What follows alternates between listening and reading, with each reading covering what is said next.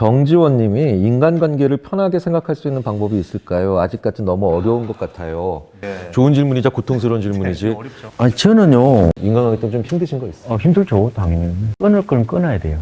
너무 많이 가져갈 필요는 없다는 생각이 들고, 교수님 얘기하셨잖아. 보통 우리가 150명 정도라며요. 야, 로빈 덤바. 예. 그것처럼 모든 사람들과 잘 지내려고 하는 것 자체가 굉장히 그 부담이자, 오히려 나의 절친을 저는 좀 제대로 한 서너 명 정도만 가져가고 나머지는 해꾸지를 안 하는 정도 관계로 끌고 가도 괜찮다. 그러니까 내가 인간관계가 완벽해야 되고 모든 사람이 나를 좋아해야 된다는 그런 압박감, 생각부터 벗어나는 게 좋을 것 같아요.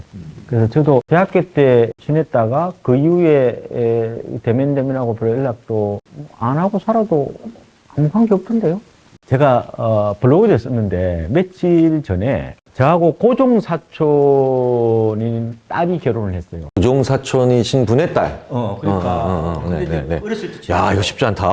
그래서 이제 그냥 갔어요. 그래서 제가 결혼식에 가고 또 뭐 화환도 보내고 했는데 거기서 누구를 만났냐면은 어렸을 때 그래도 뭐 친하게 지냈던 누이 세 분을 만났어요. 그래서 서로 전화번호를 주려다가 부담만 줄 것 같아가지고 제가 전화번호를 아직도 안 주고 있어요. 서로 연락도 안 하느냐는 그런 핀잔. 그럼 막연한 중압감, 의무감. 그걸 줄 수가 있다는 생각이 들어요. 사촌이라고 그리고 친구라고 해서 무조건 다 잘 지내고 날마다 저녁마다 통화하고 그래야 되는 거예요? 인간관계는 그냥 자연스럽게 흘러가는 게 더 맞을 것 같고 내가 모든 사람과 잘 지내야 되겠다는 제의식 같은 이런 거로부터 좀 벗어나야 되겠다. 의무감이 어떻게 보면은 가장 우리 자신들을 옥죄는 것 같아요. 저도 그렇게 생각하는 부분이 있어서 내가 어떤 인간관계에서 내가 왜 지금 이렇게 의무감 느끼면 내가 잘못한 거고 불편하게 느끼면 내가 이상한 거고 그런데 사실 감정에 옳고 그름은 없는 거잖아요. 내가 그냥 그렇게 느낄 뿐이고 그렇다면 나의 진짜 욕구는 뭘까? 난 왜 이런 감정을 느끼는 걸까? 내가 그 사람에게 잘 보이고 싶은 거일 수도 있고 의무감 때문에 불편한 거일 수도 있어요. 친척이 왜 힘드냐 이런 얘기들을 많이 하잖아요. 사실은 이것도 많이 연구를 해왔던 건데 한 번 가까워지면 관계를 소원해지게 만들기가 너무 어려워서 예. 내가 치러야 되는 비용이 너무 커서 예. 그러니까 친척과 왕래가 많아지잖아요. 그 다음에는 조금 안 맞아서 멀어지는 게 너무 어렵고 그러니까 그 의무감이라고 얘기를 하지만 사실은 끊기가 너무 어려운 관계. 그래서 그런 경우 되게 많죠. 미국에 이제 가서 살고 있는데, 야, 우리 친척 중에, 너 친척 중에 하나 거기 살아. 라고 하면 되게 막 갑자기 부담감 돼요. 부담 오죠. 네. 왜냐? 그 집이랑 가까워지면 이제는 멀어진다는 게 불가능해. 네. 사람이 멀어질 자유가 있어야 되거든요. 덜 볼 자유가 있어야 되고. 거리두기죠. 네네. 그러니까 지금 주신 질문의 가장 중요한 핵심은 거리를 조절할 수 있는 연습을 하셔야 돼요. 근데 이거 연습으로 하셔야 돼요. 어떻게 연습하나요? 뭘 연습해야 되냐면 예. 프로야구 선수들이 이렇게 평범한 타구, 평범한 선수랑 A급 선수 둘 다 잡죠. 예. 그렇죠. 그런데 A급 선수들은 평범하지 않은 타구도 잡으니까 A급 선수죠. 그렇죠. 네. 그럼 평범하지 않은 타구는 평범한 타구에 비해서 자주 와요, 자주 오지 않아요? 자주 오지 않죠. 자주 오지 않죠. 예. 그게 대부분 그게 바로 거절, 거리 두는 거. 이런 게 연습이 안 돼 있어서 그래요. 근데 친인척은 기본적으로 타인에 비해서 기대치가 높은 것 같아요.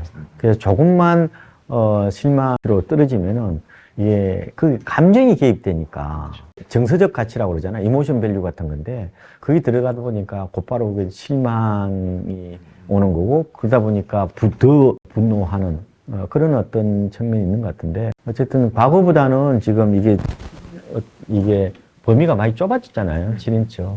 지금은 좀 더 좀 슬림하게 가도 저는 나쁠 건 없다고 봐요. 옛날에 사촌이 지금 그 형제지간 같은 거예요. 그래서 지금 핵가족 시대이기 때문에 친인척을 다 이렇게 뭐 옛날 농경시대처럼 잘 지내야 된다는 그런 의무감을 벗어나야 된다는 생각이 저는 많이 들고 그래서 요새도 이런 얘기를 하거든요. 옛날에는 사촌이 논을 사야 배가 아픈데 요사이는 배가 안 아픕니다.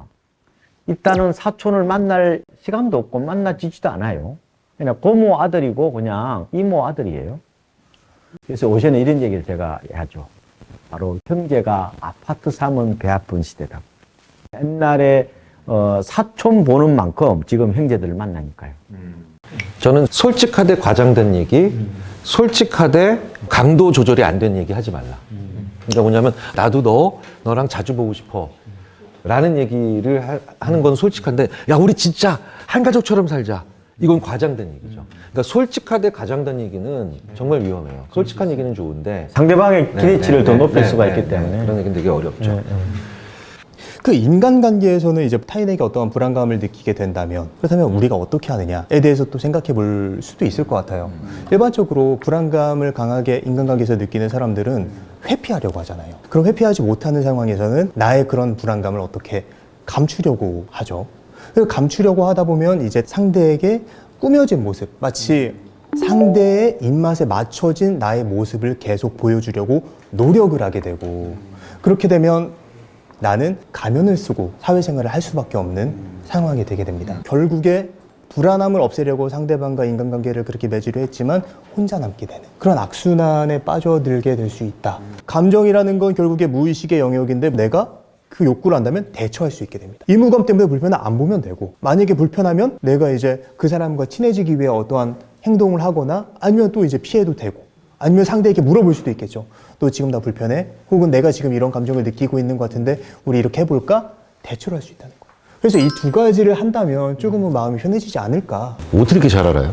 예? 어떻게 이렇게 잘 알아? 저 인터뷰를 많이 하니까. 아니 무슨 자기 얘기처럼 이렇게 잘 알아? 네, 교수님 앞에서 제가 좀 많이 웃습니다, 일부러.